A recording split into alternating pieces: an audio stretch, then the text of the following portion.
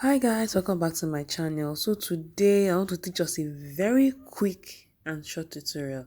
So look at this dress, the attachment on this dress.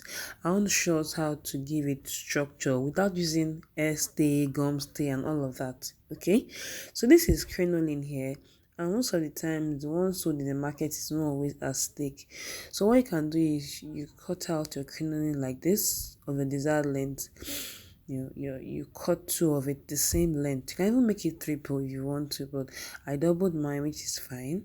Okay, so you take it to your sewing machine and then you stitch it together round like in form of a rectangle, right?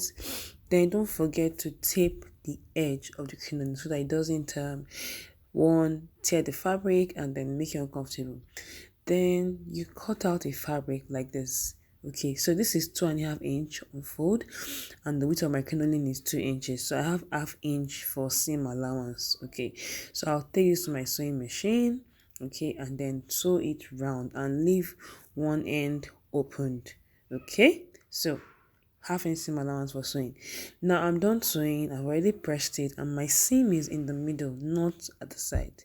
Okay, so now I will now put my crinoline into the fabric. Okay, you can use any fabric. If I initially used a very soft fabric to show you that the crinoline can still make it very stable, okay, and structured. So just fold the crinoline and insert it into the fabric as seen, and then you want to press it with a steam iron, please.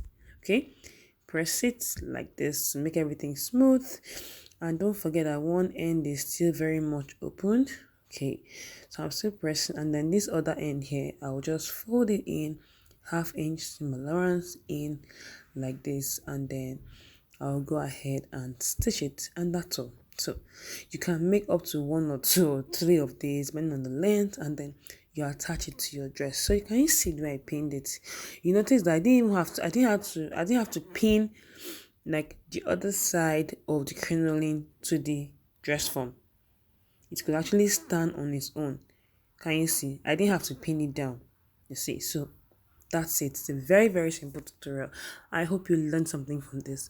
Thank you for watching. Bye.